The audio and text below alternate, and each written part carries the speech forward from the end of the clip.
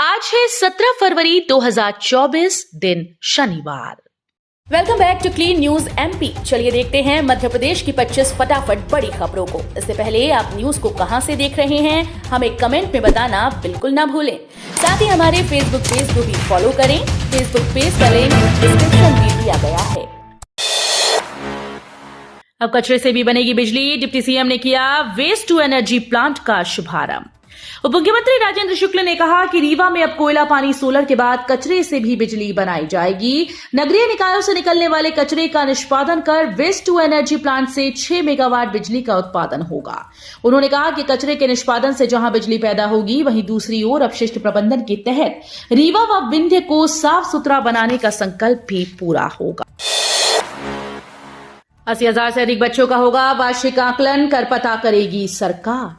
मध्य प्रदेश के डॉक्टर मोहन यादव सरकार बुनियादी शिक्षा को लेकर बहुत गंभीर है। खासकर छोटे बच्चे शुरुआती कक्षाओं में क्या सीख रहे हैं, इसका पता लगाने के लिए सरकार मिशन अंकुर शुरू कर रही है। मिशन अंकुर के तहत सरकार कक्षा 2 और कक्षा 3 में पढ़ने वाले 80,000 से अधिक बच्चों का वार्षिक आकलन करेगी। फिर आकलन रिपोर्ट के आधार पर आगामी शैक्षणिक वर्ष के लिए कार्य योजना बनाई जाएगी।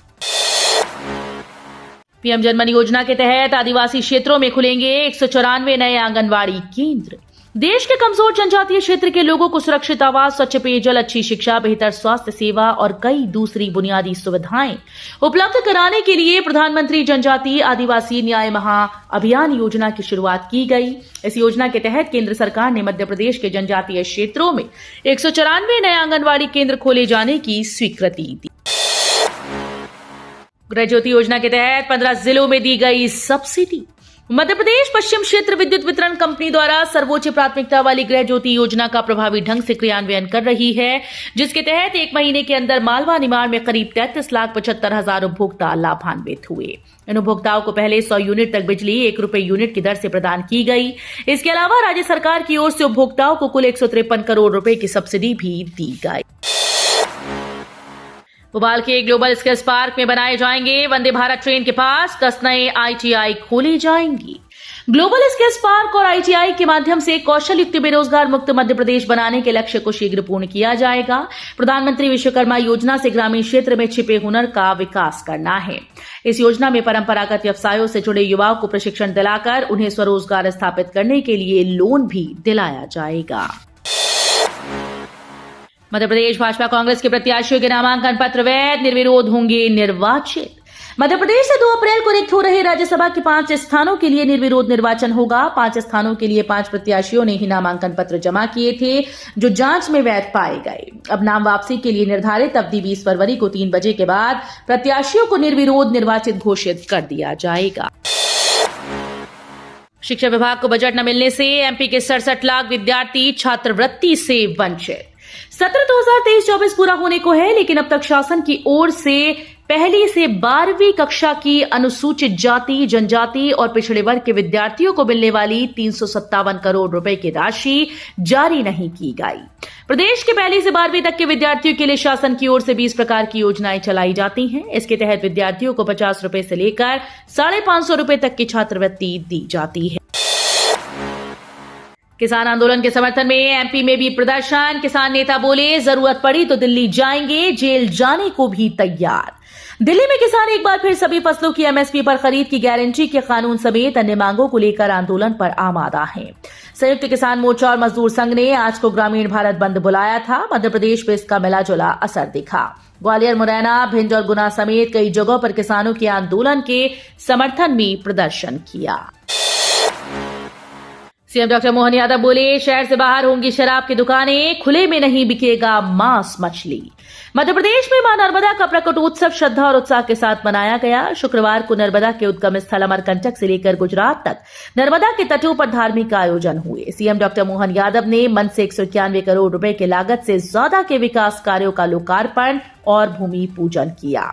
उन्होंने नर्मदापुरम को लेकर कहा कि यहां शराब की दुकानें शहर से 1.5 किलोमीटर दूर रहेंगी, शहर के अंदर नहीं होंगी। सिंगस की तैयारियों में जुटी मोहन सरकार, मेला क्षेत्र का होगा विस्तार, कार्यदल गठित। वर्ष 2028 में होने वाले सिंहस्थ को लेकर सरकार अभी से तैयारियों में जुट गई है। महाकाल लोक बनने के बाद जिस तरह उज्जैन आने वाले श्रद्धालुओं की संख्या में कई गुना की वृद्धि हुई, उसे ध्यान में रखते हुए सिंहस्थ क्षेत्र के विस्तार और भूमि उपयोग के नए संकल्प पर विचार करने के लिए कार्यदल बनाया है। ये वर्ष 2004 और 16 में हुए सिंहस्थ की संपूर्ण मेला क्षेत्र की योजना, भूमि आवंटन और आरक्षण के अभिलेखों का परीक्षण करके प्रतिवेदन तैयार कर सरकार को देगा। वीडी शर्मा का बड़ा बयान, कमलनाथ को बीजेपी पर भरोसा है तो आ सकते हैं हमारे साथ। मध्य प्रदेश बीजेपी वीडी शर्मा ने कमलनाथ के बीजेपी में शामिल होने की अटकलों पर बयान दिया है। वीडी शर्मा ने कहा कि किसी को लगता है कि उनका बीजेपी नीतियों पर विश्वास है तो वो बीजेपी में आ सकता है। जिनको बीजेपी के नेतृत्व में भरोसा है उनका स्वागत है। उन्होंने इलेक्टोरल बॉन्ड पर कहा कि सुप्रीम कोर्ट के निर्णय का सभी दलों को पालन करना चाहिए। वीडी शर्मा ने कहा, किसानों को लेकर सरकार संवेदनशील। बीजेपी प्रदेश अध्यक्ष वीडी शर्मा ने कहा कि लोकसभा का टिकट वितरण दिल्ली हाईकमान तय करेगा। उन्होंने कहा कि कौन कहां से चुनाव लड़ेगा ये केंद्रीय नेतृत्व तय करेगा। उन्होंने कहा कि किसानों को लेकर सरकार संवेदनशील है, किसानों के लिए काम करने वाली सरकार है।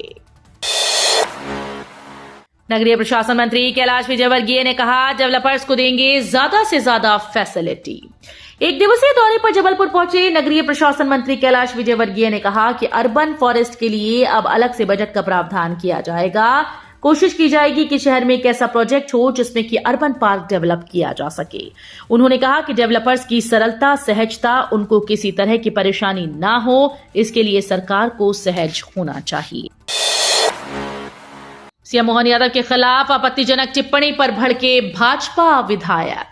मुख्यमंत्री डॉक्टर मोहन यादव के समर्थन में उत्तर प्रदेश में एक पोस्टर लगाया गया है जिसमें पूर्व मुख्यमंत्री अखिलेश यादव से मोहन यादव पर उनके द्वारा की गई टिप्पणी पर माफी मांगने के लिए कहा गया। भाजपा नेता ने मोहन यादव पर अखिलेश यादव द्वारा की गई टिप्पणी को पूरे समाज का अपमान कहा और अखिलेश यादव का तब तक विरोध करने की अपील की जब तक वो माफी नहीं मांग लेते। 19 फरवरी से 22 फरवरी तक चलेगा मिशन अंकुर।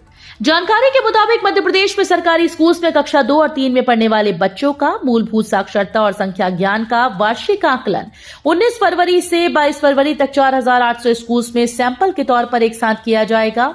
इसके लिए राज्य शिक्षा केंद्र ने परिपत्र जारी कर दिया है। नर्मदा जयंती पर जीतू पटवारी ने उठाया अवैध रेत उत्खनन का मुद्दा।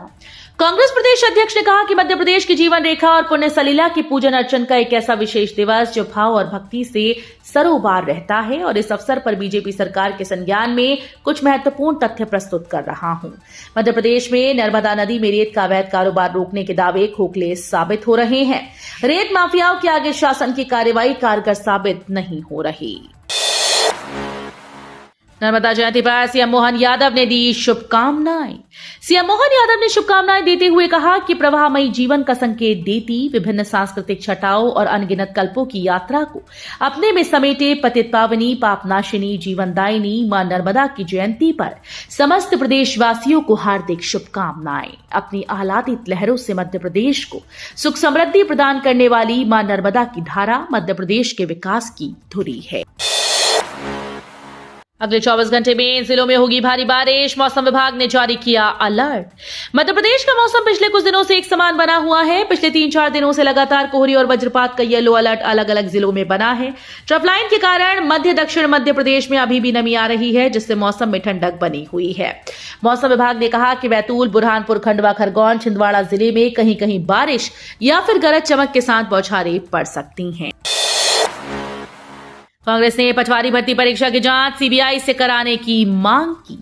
रोजगार दो या गिरफ्तार करो आंदोलन में 3 दिन जेल में रहे युवा कांग्रेस के प्रदेश अध्यक्ष डॉक्टर विक्रांत भूरिया ने पटवारी भर्ती परीक्षा की जांच रिपोर्ट सार्वजनिक करने की मांग की है। साथ ही आरोप लगाया है कि परीक्षा में भ्रष्टाचार किया गया, इसलिए इसकी जांच न्यायिक आयोग द्वारा की जाना पर्याप्त नहीं, इसकी सीबीआई जांच होनी चाहिए। भूरिया ने सवाल उठाया कि अब जांच रिपोर्ट सरकार को प्राप्त हो चुकी है और कर्मचारी चयन मंडल के द्वारा घोषित परिणाम के आधार पर नियुक्ति की प्रक्रिया के आदेश दे दिए गए हैं। आसमान छूने लगे लहसुन के दाम, बढ़ते दामों ने बिगाड़ा सब्जी का जायका। पिछले कुछ दिनों से लहसुन में काफी ज्यादा मात्रा में बढ़ोतरी दिखाई दी है। देश भर में लहसुन का भाव आसमान छू रहा है। वो लहसुन जो आम दिनों में 40 से 80 रुपए किलो तक बिकता है, वो लहसुन इन दिनों मध्य प्रदेश की सबसे बड़ी सब्जी मंडी में 250 रुपए से भी ज्यादा दामों पर बिक रहा है। इन बढ़े हुए दामों से अब आमजन भी परेशान है। आर अश्विन ने टेस्ट क्रिकेट में रच दिया इतिहास। भारतीय टीम के स्पिनर आर अश्विन ने टेस्ट क्रिकेट में इतिहास रच दिया है। उन्होंने अपने टेस्ट करियर 98 टेस्ट मैच की 184 पारियों में 500 विकेट पूरे कर लिए। साथ ही वो 500 विकेट देने वाले भारत के दूसरे गेंदबाज बन गए। उनसे पहले भारतीय पूर्व दिग्गज खिलाड़ी अनिल कुंबले ने 105 मैचेस में 500 टेस्ट विकेट पूरे किए थे। मुस्लिम पर्सनल लॉ बोर्ड का बयान, 2024 में भाजपा सत्ता में आई तो बदल दिया जाएगा संविधान। मध्य प्रदेश के खंडवा में एक जलसे में शामिल होने आए all India Muslim personal law board के मेंबर मौलाना सज्जाद नोमानी ने ज्ञानवापी मामले को लेकर कहा कि किसी भी मसले का हल बैठकर बातचीत से निकाला जा सकता है। मौलाना सज्जाद नोमानी ने कहा कि अगर 2024 के चुनाव में भारतीय जनता पार्टी की सरकार बनती है तो देश का संविधान बदल दिया जाएगा। उन्होंने कहा कि ये बात मैं अकेला नहीं बोल रहा, देश के कई बुद्धिजीवी, जर्नलिस्ट, नेता ये बात महसूस कर रहे हैं। फिर कर सकती है सरकार डीए में 4% की बढ़ोतरी, सरकारी कर्मचारी पेंशनर्स की बल्ले बल्ले। जुलाई 2023 में केंद्र सरकार के द्वारा कर्मचारियों के डीए में 4% की वृद्धि कर दी गई थी। ये वृद्धि सरकार के द्वारा साल में 2 बार की जाती है, जिसकी आधिकारिक घोषणा ज्यादा पर जनवरी और जुलाई माह में की जाती है। आपको बता दें कि जीएनएस अलाउंस में बदलाव का ऐलान उपभोक्ता मूल्य, मुद्रास्फीति, औद्योगिक श्रमिकों के आधार पर किया जाता है और इसी वजह से साल में सरकार द्वारा 2 बार मानदेय की दरों में बदलाव किया जाता है। सेंट्रल वॉर रूम का जीतू ने किया शुभारंभ। लोकसभा चुनाव 2024 को लेकर कांग्रेस ने तैयारियां शुरू कर दी हैं। एमपी कांग्रेस ने लोकसभा चुनाव को देखते हुए सेंट्रल वॉर रूम बनाया है। कांग्रेस प्रदेश अध्यक्ष जीतू पटवारी ने वॉर रूम का शुभारंभ किया। इसके जरिए मध्य प्रदेश की 29 लोकसभा सीटों पर चुनाव के दौरान नजर रखी जाएगी। पेटीएम को आरबीआई ने दी राहत। पेटीएम विवाद पर आरबीआई ने बड़ा फैसला लेते हुए पेटीएम को राहत दी है। आरबीआई ने डिपॉजिट और क्रेडिट लेन देन के लिए पेटीएम पेमेंट्स बैंक की समय सीमा 15 मार्च तक बढ़ा दी। बता दें कि इससे पहले आरबीआई ने स्पष्ट निर्देश दिया था कि कोई अन्य बैंकिंग सेवाएं जैसे फंड ट्रांसफर, बीबीपीओयू और यूपीआई सर्विस 29 फरवरी के बाद बैंक द्वारा प्रदान नहीं की जाएगी। तो ये थी आज की 25 फटाफट बड़ी खबरें। अगर आपको न्यूज पसंद आई हो तो वीडियो को लाइक और शेयर जरूर करें। धन्यवाद।